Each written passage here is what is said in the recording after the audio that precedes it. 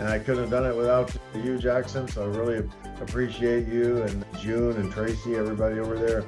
It was a great support network and group, and it's just invaluable. I think it's the big ingredient for me and for anybody else that's going to go and be successful. Welcome back to Hanging Out with Successful Bar Exam Takers. And today we have a very rare situation indeed. We have someone that passed the California bar exam in February of 2023. John, welcome and congratulations. It must feel great. Thank you very much, Jackson. Yeah, it's wonderful. I'm so pleased and so happy to be here. Yeah, this has been an interesting journey, and we're going to talk about some of what happened, including what I'm going to describe as a come to Jackson call that you and I had at one point in the background. But why don't you start by just explaining to our audience a little bit about your background and how you came to be taking the attorney's exam in California? Yeah, sure, Jackson. I guess the story would have to start way back when I was a kid, like 11, 12 years old. I was way back when, believe you me, that I knew that I wanted to be a lawyer, because I would watch lawyer shows on TV, and I would see the guys standing there in their suits with all the books in the background, and I said, oh, this is the smartest guys in the world. They've read all those books, and plus they're standing up for people, getting justice when they can. So it was real exciting to me from way back when. I always had in the back of my mind I wanted to be an attorney. So then fast forward several years. In fact, back when I started law school, I was 42. I wrote a blog post, "Is 42 too old?" And it wasn't, but I came to it late in life, because as I tell the story, and I tell it way too often for my kids, but I wanted to be a lawyer, had it in the back of my mind, but when there was time, there was no money, and when there was money, there was no time. Finally, time and money came together, and I was 42 years old. But funny thing, my wife and I had gone to live in Mexico, and we lived in Guadalajara for 14 years. And during that time is when my time and money came together. So I ended up going to law school in Mexico, which is its own ball of stories. But yeah, got through law school, graduated, and then as soon as I graduated, I didn't have any definite plans to even come back to the U.S. at any specific time. I could have stayed for a long number of years further. But my youngest son wanted to come back to the Houston area and go to high school, and so we all moved back. And I started thinking, how can I take my Mexican license and my Mexican degree and apply it in the U.S.? And studied the different pathways in California and found a way to that. So that's how I ended up taking a California bar as a foreign attorney. That is pretty weird, isn't it? And but it wasn't, you didn't pass on your first try. No. And so it was a real challenge, because you're a partner in a firm in Texas, correct? And you were helping your wife, and you were studying for the bar. And how'd that go the first couple of times? I had taken the bar in July of last year, 22. And there's always that old saying, you don't know what you don't know, right? And so I went in a little bit, not cocky or arrogant, but I was not really so scared that I was going to fail. In fact, I was pretty confident, felt like I was going to do well. And when I walked out of there, I walked out feeling like I had done well. And when I got the results and it wasn't true, it was shaking. I was like, what? I couldn't believe it. And so I had to double down and study harder and take it again in February. Yeah. And after that July result, you and I had what I described earlier as a come to Jackson, right? Do you remember that call? I sure do. Yeah. Basically, what I remember is you told me, look, if you don't buckle down and do what you got to do, you're going to end up going out there for nothing, or you should just defer. I'm like, no, I don't want to defer. And so you got real serious about this and started to really lean into it. And I think it's important to point out, this is not something that you just backed into and just showed up and said, here I am, and you passed the exam. You worked your tail off for a considerable period of time, didn't you? Yeah. Once I realized that I had to buckle down and get it done, that's what I did. I talked to my wife. She is a lawyer also, and she does immigration work. And so I try and help out over at her firm when I can, to just do the good deed. but she'd bring me home stacks of work and to after I got off my regular job, and then when do you fit studying in? And so what I had to do, pursuant to Jackson's CTJ call, we ended up, I talked to my wife and told her, look, I've got 2 months left. I got to get ready for this exam or else it's going to be another big waste of time and money. And I said, I have to back away. And she was real understanding and stopped bringing me home stacks of work until the bar exam was over. And the This same thing at work. I had to talk to my boss and say, look, I got to have some time. If you want me to go and pass this thing, I'm going to have to take some time. I couldn't take completely off, but he basically said half, more or less like half time, do what you. Yeah. And for those that don't know, the pass rate for repeat bar takers in California on this exam was 28%.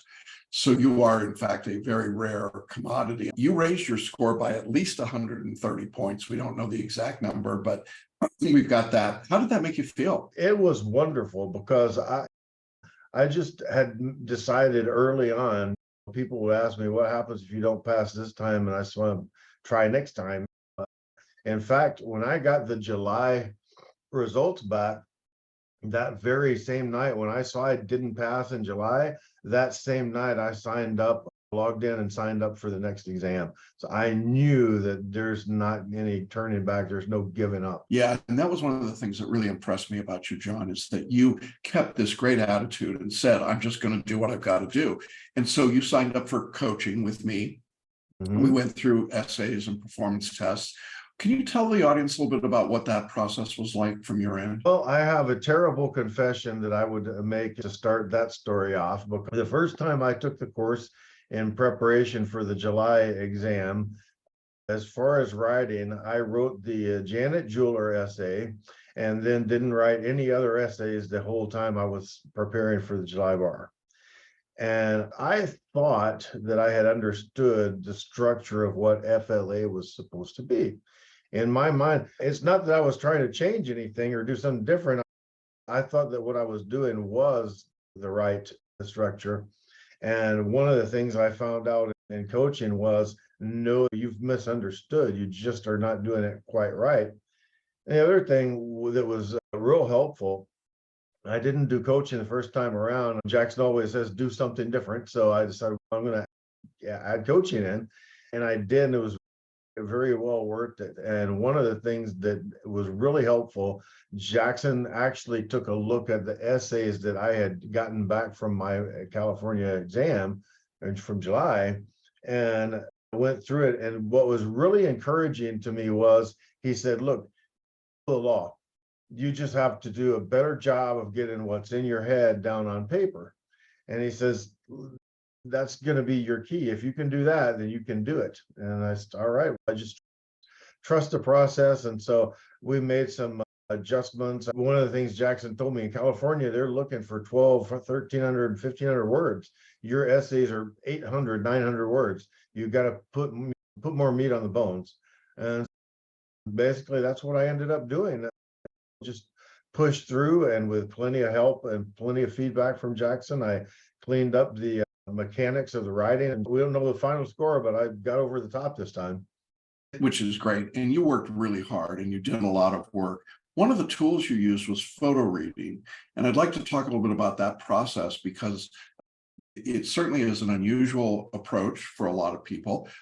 And you were skeptical going in a little bit about how this would work. Can you tell the audience a little bit about photo reading and what it meant in your studies? That was one of those things that you just take it on faith because, again, you don't know what you don't know. I had looked at the introductory videos and stuff that you put out, and I liked the idea of it. And I just decided to plunge head first and do it. I just decided to dive in, and God help us, it worked, man.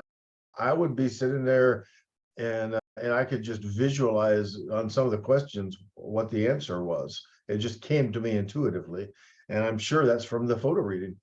Yeah.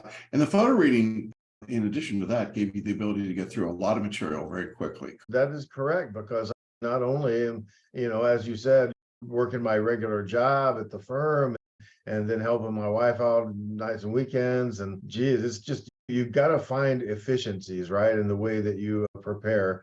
And photo cuts way down drastically the time that it takes to get through a large amount of material. It's very important as a lawyer, you've got to be able to do that. Yeah. You wrote lots of essays and you wrote lots of performance tests, as well as doing all the substantive studying.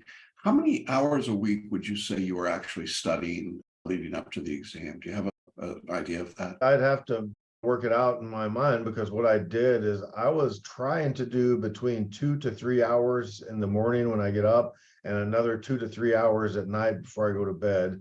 And that was several weeks, 8 or 10 weeks, like that. And then of course the last 2 or 3 weeks were much more intense. 5 hours a day times 5 days a week, plus a little bit on the weekend. So 30 hours a week, 10 weeks, let's say 300 hours total, something like that. Yeah. Plus the push at the And end. yeah, and you didn't have much time because the delay in which California releases results. So you had to turn right around, as you said, register immediately, get back in, start working and coaching to get ready for the exam. But it can be done. And I want to make that point to people that you're watching this interview and you've just gotten your results out. There is enough time to get ready for the next exam, correct? Oh, there sure is. Yeah, I would say so. But I would just repeat your sage words and say that if you're going to do it, make that decision and commit and actually do it. Because I don't know about other jurisdictions, but I know I've taken California twice, and that test is no joke, man. You got to really jump in there and make it happen if you're gonna do it and be successful. Yeah, and I really was impressed throughout this process with your resilience, right? You come off of that disappointing result in July, and instead of licking your wounds about it and moping around and saying, what am I going to do? And so on, you just said, all right, look, let's just get in, show me what I got to do. And you accepted the coaching, you used the photo reading, you attended group coaching calls too, I think, right?